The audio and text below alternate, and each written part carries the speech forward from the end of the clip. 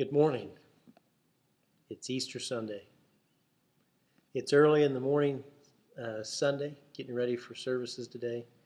And I've been thinking about the last quite a few weeks, 6 weeks that we've been going over this last week of Jesus' life. And it's been a pretty cool journey.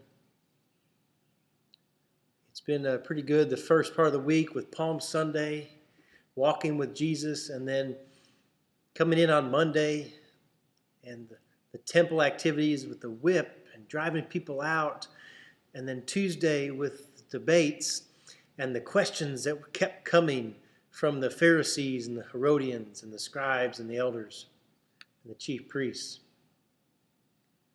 And then we watched over here as on Wednesday in the home of Simon the leper, we watched as Jesus was anointed by the woman who didn't even get a name but got one of the awesome blessings of the scripture.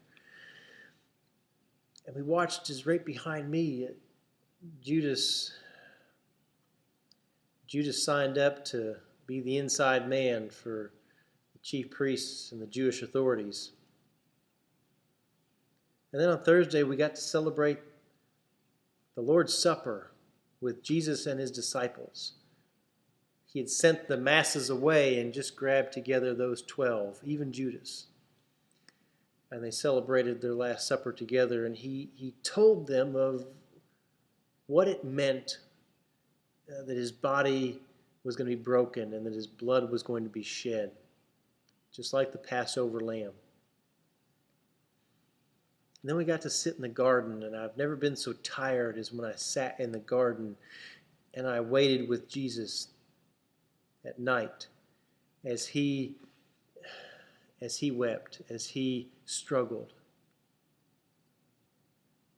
Then on Friday, just last week, we went over Good Friday, the Great and Holy Friday, or Sorrowful Friday. It truly was sorrowful. Watching here as Pilate sat over Jesus' trial in our sanctuary here, listening as the crowd asked for Barabbas to be released instead of Jesus. Pilate saying, "Let me release this Jesus back to you." And the crowd saying, "No, we want Barabbas." And Pilate handing down the death sentence of the torture and the crucifixion of Christ. Watching as Christ was hoisted up on the cross, and as the sky grew dark, and as Jesus breathed his last and cried out, and the temple curtain was torn in two. And then watching an act of mercy from Pilate as he allowed the body of Jesus to be taken down by Joseph of Arimathea and put into this tomb where I sit right now. I asked us to stay in the tomb this last week. It's so easy to go and think about Mary and Salome and think about how we're going to get the stone away from the opening. And it's much easier to go and sit and worry with the disciples as they worry about, are they next? Are they next on the chopping block? What do they do now? I wanted us to stay here in the darkness. It's not very comfortable. It's cold. It's lonely in the tomb with Jesus. That's where Mark leaves our story on Friday night, with Joseph and Nicodemus laying the body down. And we snuck into the tomb, and as they closed the stone, the light went away completely, and we were in utter and cold darkness. But the good thing is, the story doesn't end on Friday. You know, if the story ended on Friday, well, I wouldn't be sitting here talking to you. I'll say that.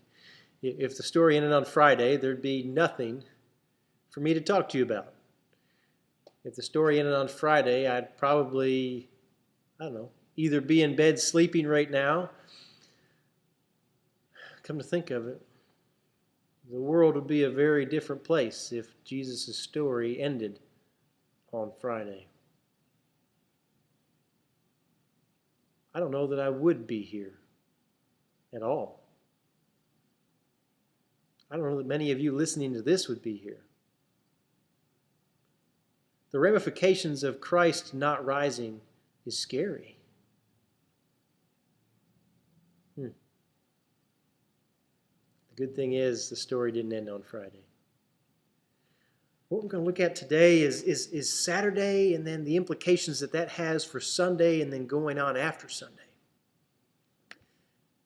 On Saturday, we have some traditions that tell us that Jesus descended into hell, descended into Sheol.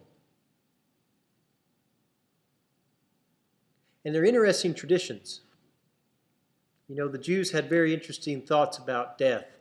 Whether, somebody was vindicated before death, so if they died unjustly, they were either vindicated before death and they didn't die, basically unjustly, or they died unjustly and they were vindicated later, after death, somehow. And there are stories all throughout that carry both sides of vindication. Vindication before death is like Daniel in the lion's den, where Daniel is unjustly punished and sentenced to death, but God vindicates him before he dies. It's kind of like that's what the people who mocked Jesus on the cross were thinking about.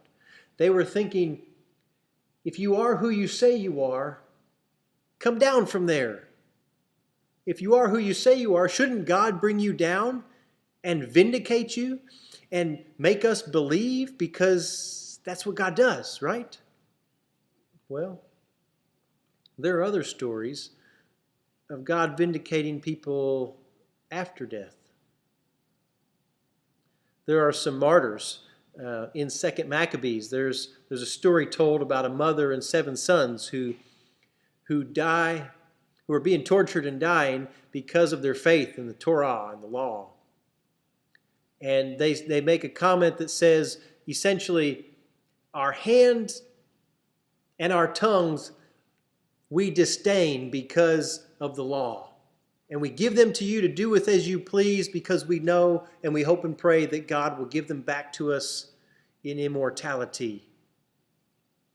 In essence saying, you do what you want with this flesh, with this body, but God's going to give me back something greater for my faith. That's the kind of vindication and death that Jesus was talking about.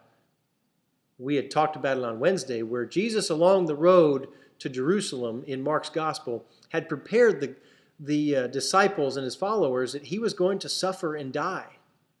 And only then was he going to be raised on the 3rd day. He was going to be vindicated after death.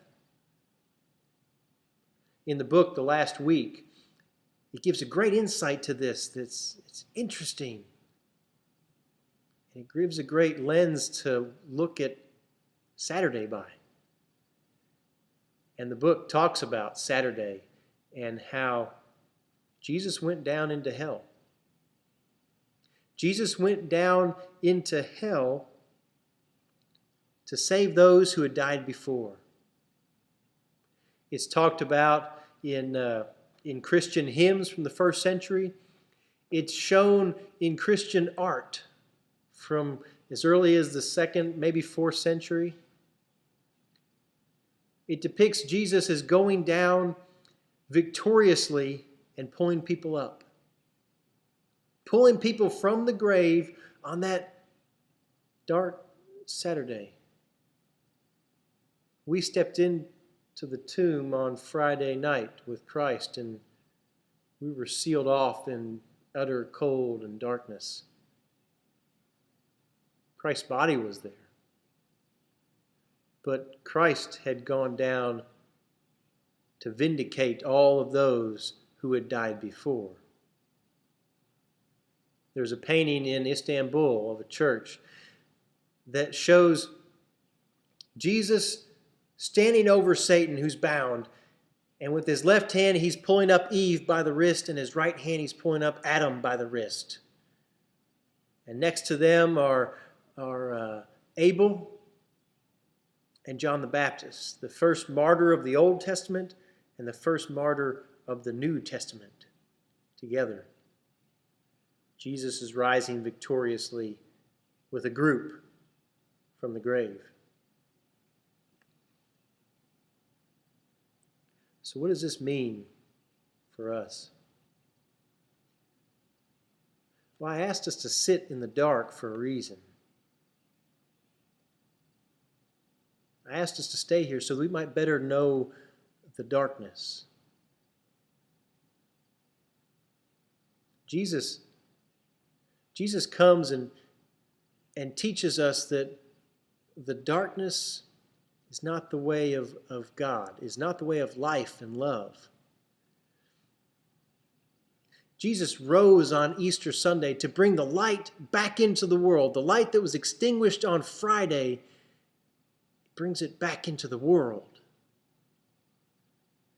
And now that I hope we understand the darkness a little better because we've spent some time in the darkness together, alone. We understand that in the darkness is cold. It's not love and grace and compassion. And it is understanding that we can better go into this world that is full of the darkness. And we can bring the light of God, the grace, the compassion that put his Son on the cross. We can bring that into the world because there are people sitting in the darkness who don't know they're in darkness. They struggle and they have challenges and they cry out in the darkness and they look for answers in the darkness that the darkness doesn't have the answer to. The darkness doesn't want us to know the light, but God does. And that's why on this Sunday morning, as we wake up, the door is open from the tomb. We aren't trapped in our darkness anymore. We are free to go into the light. We are free to partake in the light of Christ. And that is why we call the Friday that was so horrendous a couple days ago, that's why we call it good. Because God sent his Son so that we might know the light in a world filled with darkness. I pray that you would go through the open door of the dark tomb and go out into the light. Peace be with you on this glorious Easter Sunday.